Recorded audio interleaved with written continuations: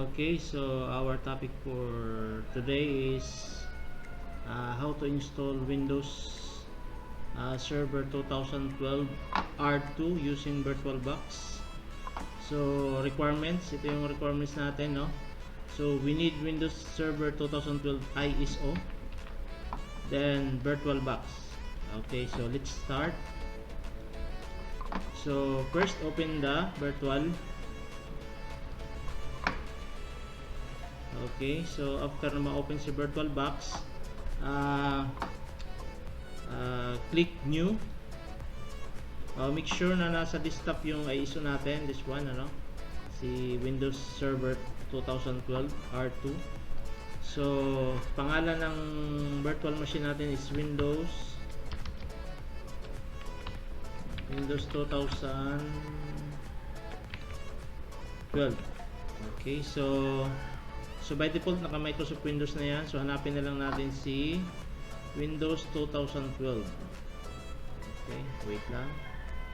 2012. 64-bit. So next. So yung default allocation size ng RAM niya is okay na yan. Since na may 8 GB naman ako na available RAM. Okay, so 2 GB. So lagyan natin 2 GB or 2048 MB. So next lang. Next, create. So next lang, no? So next lang sa dynamically allocated. Then set natin as 20 MB lang. So kasya na si 2012 sa 20 GB na capacity ni hard drive. So create. So yan, so naka-create na tayo. So pero may isiset pa tayo dito sa settings. Okay, maximize ko lang. So click nyo lang, then settings. So sa system, so make sure na naka first boot yung optical drive. Okay, so click nyo lang yung app. So naka first boot yan, diba? Boot order. So next is storage. Okay, ito yung CD, no? So para sa ISO, so kunin natin yung ISO dito. Click yan, then click ito, choose this file, then hanapin nyo yung desktop, tapos Windows 2012 ISO, click yan, open. So ayan na, naka-insert na siya, no? Yan. So next is network. So sa network, internal lang muna tayo, no? Internal, kasi internal mo lang muna yung pag-test natin kay Windows 2012 saka yung clients. So na-set na natin. Click na lang OK. Then click start. So after na ma-set na natin, click start, no? Wait natin, no? So yan. So hanapin natin yung yan, isa lang naman diyan ang nandiyan eh. So start natin. Okay. So click view, then scale mode, switch. So yung mga comments i-close lang natin para hindi na mag-appear. So yan. So excuse. By default, so yung language na gagamitin natin is English. Yeah. So next lang. Install now. So wait natin mag-load. Okay. So by default, yung pipili natin is standard server, no? With GUI. So pangalawa, 64-bit ah. So next. So accept the license term, next lang, custom. So as you can see, meron tayong allocated na 20 GB na storage. So click next lang. So wait natin matapos.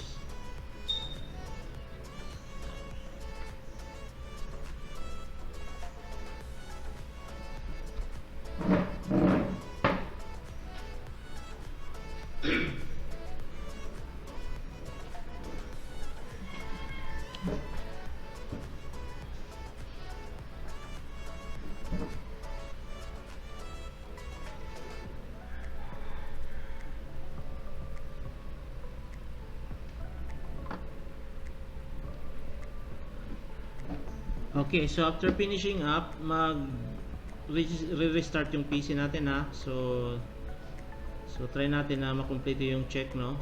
So pag sinabi ng computer mag-restart, restart now. Then after ma-restart, abangan natin na ma-close ito, no. Ma-close muna. So restart. So abangan natin, no. Yan. So dito sa part na to dapat ma-power off muna natin yung machine kasi may gagawin tayo. Explain ko na lang mamaya. So then set natin sa settings dito, no, click settings.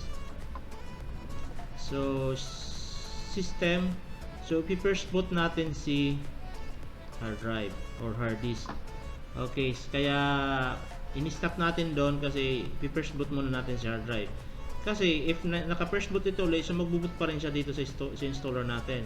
Minsan paulit-ulit yung pag-install natin. So para sure, so first boot natin yung hard drive.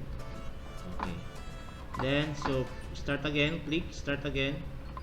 So doon na siya magbo-boot sa hard drive since na-transfer na yung installer ng Windows 2012 sa kanya. So magbo-boot na siya as Windows, no.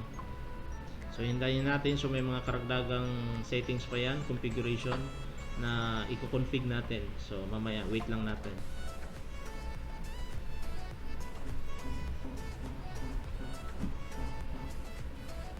So medyo matagal kasi dinidetect pa niya yung mga hardware, no. So wait lang natin mag-load si Windows. Yan, getting device. So nakikita nyo dinidetect niya yung mga device. So wait lang natin.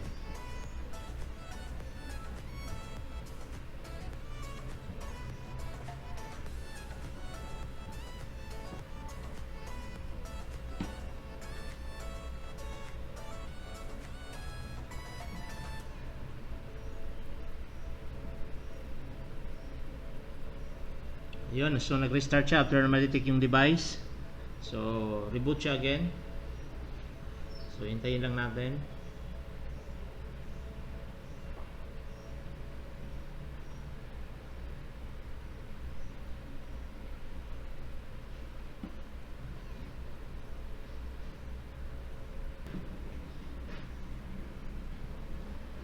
So yung product is since na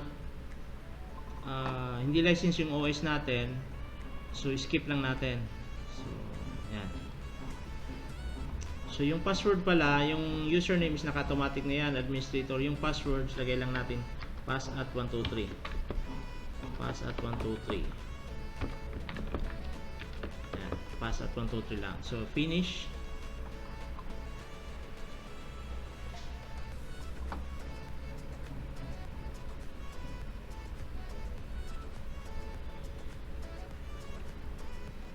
Okay, so press nyo sa keyboard combination ng Control Alt Delete.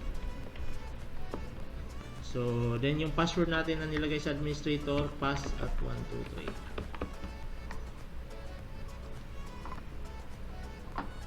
Okay, so nakalagay na tayo, no. So ito yung gagamitin natin, no, sa server.